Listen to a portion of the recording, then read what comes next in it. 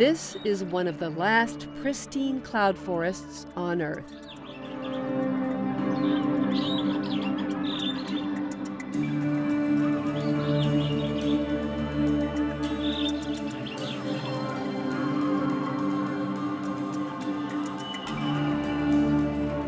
It's found here in Papua New Guinea, a remote island nation north of Australia in the southwestern Pacific Ocean, and about as far away from Seattle as you can get. Papua New Guinea is a country of immense cultural and biological diversity. Tribal villages dot the land, many with their own languages and customs.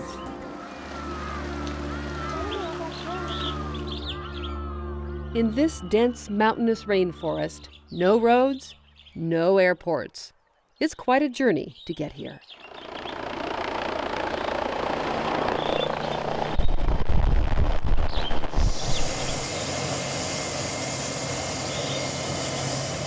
When I arrived in the cloud forests here in Papua New Guinea, this is really like my second home. Second home and workplace for Dr. Lisa Dabek. Lisa is senior conservation scientist at Seattle's Woodland Park Zoo. That's where she saw her first tree kangaroo back in 1986. And her life has never been the same. And I had never heard of a tree kangaroo. I never knew anything about Papua New Guinea. But once I started studying the tree kangaroos at the zoo, I fell in love with them. And then when I learned that they were endangered in the wild, that drew me to Papua New Guinea. In 1996, Lisa founded the Tree Kangaroo Conservation Program in partnership with the Woodland Park Zoo. She travels to PNG at least twice a year.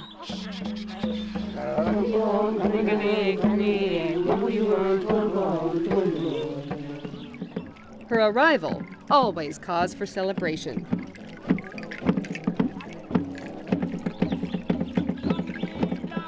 The villagers' welcoming ceremony is unlike anything you have ever seen.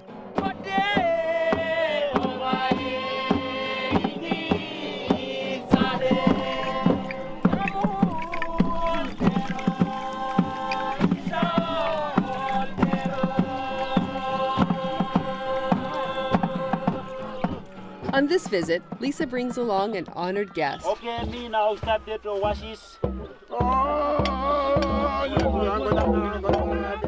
Alejandro Grajal, her boss, the CEO of the Woodland Park Zoo.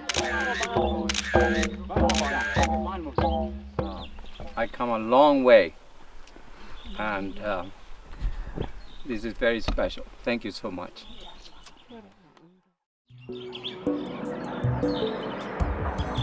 Our hike up to the research field camp takes us to elevation 10,000 feet. It is wet and cold up here.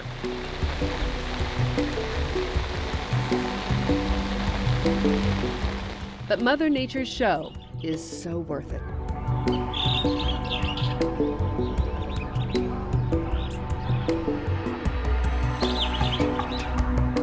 Much of this area of northeastern PNG was unstudied when Lisa got here more than 20 years ago. When I first came to Papua New Guinea, the Huon Peninsula was considered a scientific unknown for these mountain ranges. And so for biologists, it was really exciting to think about going into this area. The Huon Peninsula is home to dozens of plant, animal, and bird species not found anywhere else in the world.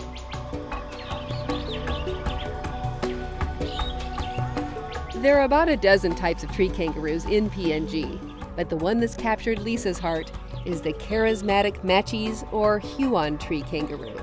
You can't get much cuter than a tree kangaroo, really. Yes, they're beyond cute, but very difficult to study. Tree kangaroos are incredibly elusive. You cannot find them when you're in the forest, and so that's why we work so closely with the local hunters, because they're the only ones that can really find the animals. Lisa employs local trackers and researchers who have deep knowledge of their forest home. I saw tree kangaroos the first year I came into use, and then for 7 years after, all we saw were poop. and that's what we collected. But that was good enough for me. I knew the tree kangaroos were there. That's dedication, to study just poop for 7 years.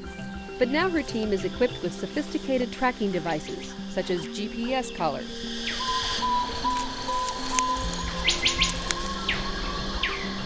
Because of the rain falling down, we couldn't really tell whether this is from yesterday or the previous day.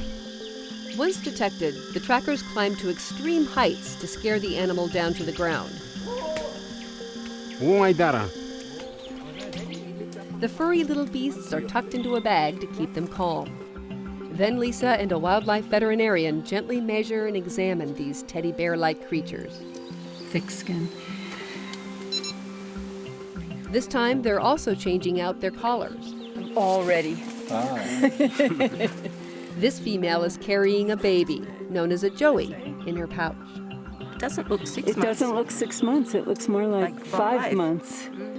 I've heard about tree kangaroos and I have seen them in zoos, of course. But to see them in their natural environment with this kind of magnificent forest with all the mosses and ferns and orchids, it's almost poetic to see these animals in its own ecosystem. It's one of those inspiring moments that you live to live. A successful capture and release is always emotional. So it's a good day, but it's incredibly moving. And I'm just so grateful to be here with everyone. Virtually nothing was known about tree kangaroos when Lisa first started her research more than 30 years ago. Now there's new information about their diets, how long the babies stay with moms, their range, and their mating habits. What I would love is to be able to get that measurement. Still, it's only the tip of the iceberg. Trying to learn about tree kangaroos is a lifelong work. And the work is also shifting beliefs. Head tracker Stanley Gasong once caught tree kangaroos for food, a cultural practice for hundreds of years. Okay, thank you. Them knows last side miga big blah mamastret. Big blah thank you blomiro risaro. Sim desla woklo. Bosim lugautim kamnong area blomibla. Tree kangaroos are the spirit of the cloud forest.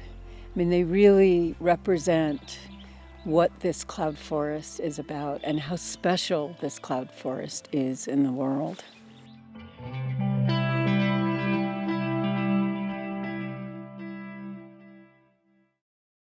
Watch CityStream Thursday nights at 7 on the Seattle Channel, or get video on demand and podcasts anytime at seattlechannel.org.